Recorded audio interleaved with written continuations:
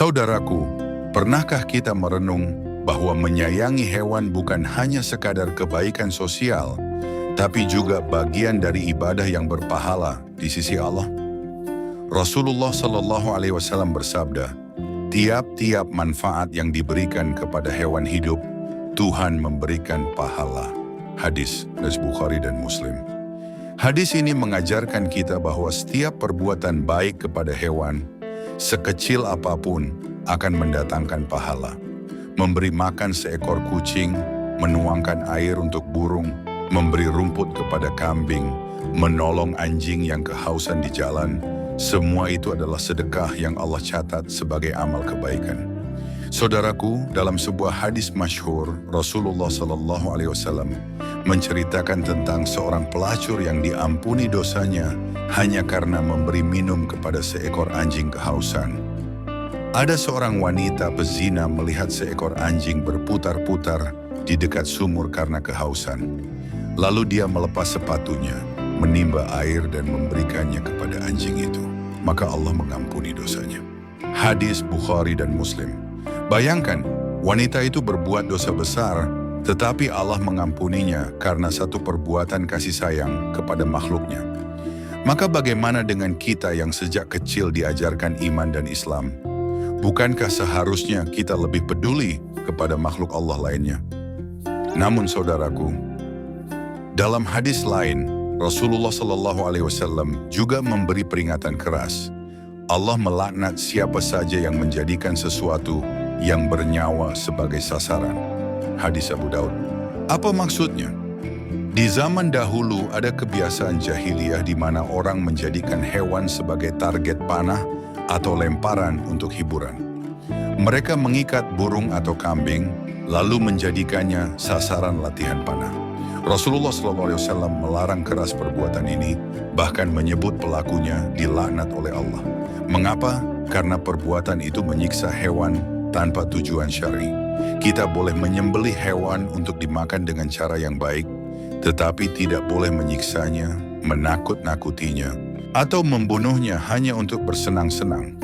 Dalam riwayat lain disebutkan, barang siapa membunuh seekor burung pipit tanpa alasan yang benar, maka burung itu akan mengadu kepada Allah pada hari kiamat, "Ya Rabb, si fulan telah membunuhku tanpa alasan yang benar dan tidak mengambil manfaat apapun dariku." Hadis Nasai. Saudaraku, lihatlah bagaimana Islam memuliakan hewan. Rasulullah Shallallahu Alaihi Wasallam melarang kita memukul wajah hewan, melarang menandai dengan besi panas di wajahnya, melarang menyiksanya ketika disembelih, dan melarang menjadikannya sasaran latihan. Bahkan ketika hendak menyembelih pun, Nabi SAW bersabda, "Jika kalian menyembelih, maka sembelihlah dengan baik. Tajamkanlah pisaumu dan ringankanlah hewan sembelihanmu." Hadis Muslim. Artinya, Islam mengajarkan kasih sayang bahkan ketika kita menyembelih untuk makan, agar hewan itu tidak tersiksa. Saudaraku, di zaman sekarang, bentuk perlakuan buruk terhadap hewan pun masih terjadi. Ada yang menendang kucing, menabrak anjing dengan sengaja, menyiksa hewan liar, atau membuat konten menyakiti hewan demi viral. Ketahuilah bahwa semua itu adalah dosa besar. Karena Rasulullah SAW bersabda, "Barang siapa yang tidak menyayangi, maka dia tidak akan disayangi." Hadis Bukhari dan Muslim. Jika kita ingin disayangi Allah, maka kita harus menyayangi makhluknya. Hewan adalah makhluk Allah sama seperti kita. Mereka juga berzikir kepadanya. Mereka juga tunduk pada aturannya. Hanya saja mereka tidak dibebani kewajiban seperti kita. Saudaraku, mari kita renungkan.